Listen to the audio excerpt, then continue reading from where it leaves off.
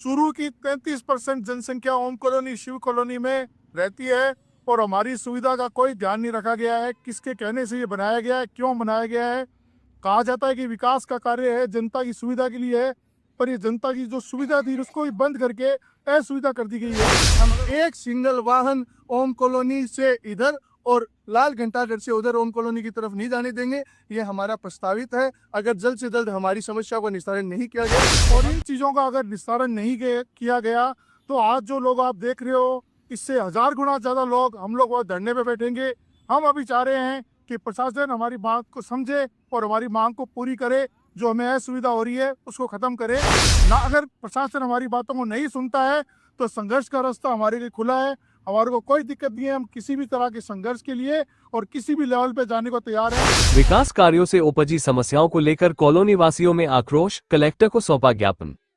Underbridge निर्माण, सड़क व सीवरेज व्यवस्था को लेकर उठी मांगे, समाधान नहीं हुआ तो आंदोलन की चेतावनी। चूरू शहर की Puniya colony, Om colony, Shiv colony, Mangala colony सहित आसपास के क्षेत्रों में चल रहे विकास कार्यों के दौरान उत्पन्न गंभीर समस्याओं को लेकर क्षेत्रवासियों में भारी आक्रोश व्याप्त है। समस्याओं के निराकरण की मांग को लेकर कॉलोनी वासियों ने जिला कलेक्टर को ज्ञापन सौंपा तथा शीघ्र समाधान नहीं होने की स्थिति में धरना प्रदर्शन और रास्ता जाम करने की चेतावनी दी है। हमारी मांगे पूरी करो, हमारी मांगे पूरी करो, हमारी मांगे पूरी करो, हमारी मांगे पूरी करो। हसन रियाज चिश्ती ने बताया कि पुनिया कॉलोनी फाटक के पास पीडब्ल्यूडी द्वारा निर्माणाधीन अंडरब्रिज को गलत तरीके से यू आकार में बनाया जा रहा है, जिससे शिव कॉलोनी, ओम कॉलोनी सहित आसपास के क्षेत्रों का मुख्य मार्ग अवरुद्ध हो जाएगा। ओमकार वाटिका से आगे का रास्ता बंद होने पर हजारों लोगों का आवागमन प्रभावित होगा। उन्होंने बताया कि ओम कॉलोनी फाटक के पास प्रस्तावित अंडरब्रिज का नक्शा अब तक सार्वजनिक नहीं किया गया है, जिससे आमजन में भ्रम और असंतोष बना हुआ है।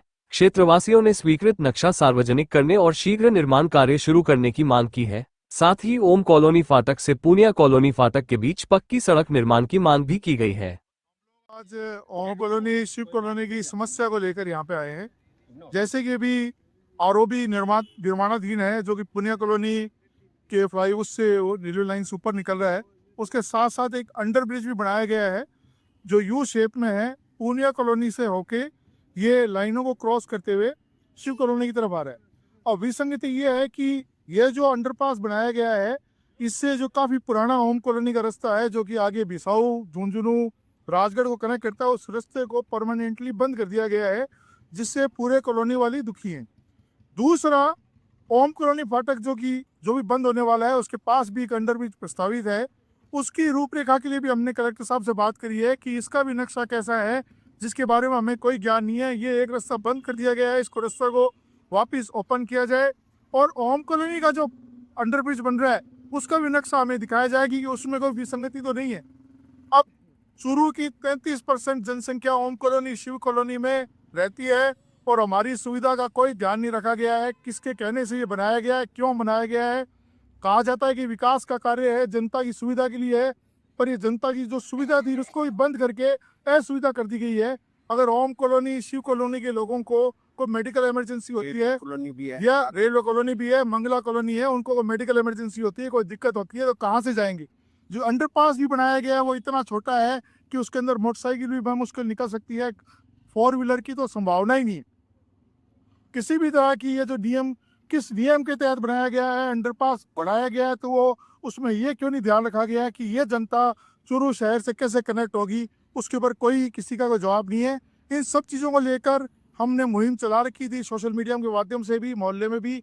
आज कलेक्टर साहब को आकर हमने अवगत कराया है कि साहब इस वजह से हमें बहुत ज़्यादा परेशानी है और इन चीज़ों का अगर निस्तारण नहीं किया गया तो आज जो लोग आप देख रहे हो इससे 1000 गुना ज़्यादा लोग हम लोग वहाँ धरने पे बैठेंगे। हम अभी चाह रहे हैं कि प्रशासन हमारी बात को समझे और हमारी मांग को पूरी करे। जो हमें असुविधा हो रही है उसको ख़त्म करे ना। अगर प्रशासन हमारी बातों को नहीं सुनता है तो संघर्ष का रास्ता हमारे लिए खुला है। हमारे को कोई दिक्कत नहीं है। हम किसी भी तरह के संघर्ष के लिए और किसी भी लेवल पे जाने को तैयार हैं और ये इस तरह का जो अन्याय है वो हम लोग अब नहीं सहेंगे। मोहल्ले के गौरव शर्मा ने बताया कि क्षेत्र की सबसे गंभीर समस्या सीवरेज व्यवस्था को लेकर है।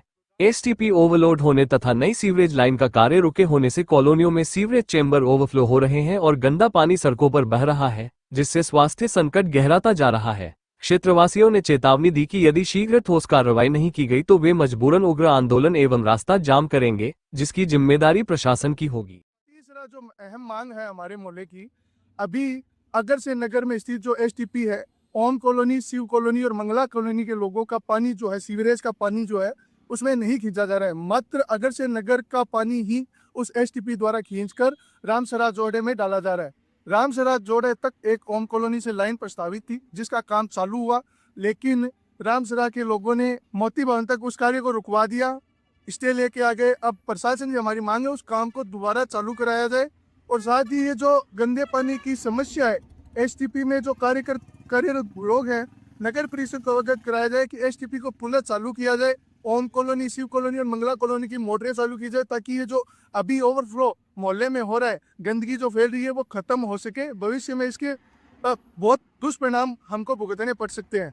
साथ ही इन 4 मुद्दों पे हमने कलेक्टर साहब से मांग करी है और बात करी है, और साथ ही साथ हम लोगों ने इनको अवगत भी कराया है कि अगर इन समस्याओं पर ध्यान नहीं दिया गया तो ओम कॉलोनी, शिव कॉलोनी और पूनिया कॉलोनी के लोग एक जाजम पर बैठेंगे, हम धरना देंगे, हम प्रदर्शन करेंगे, हम एक सिंगल वाहन ओम कॉलोनी से इधर और लाल घंटाघर से उधर ओम कॉलोनी की तरफ नहीं जाने देंगे। ये हमारा प्रस्तावित है। अगर जल्द से जल्द हमारी समस्या को निस्तारण नहीं किया गया तो हम जल्द ही धरना और प्रदर्शन करेंगे।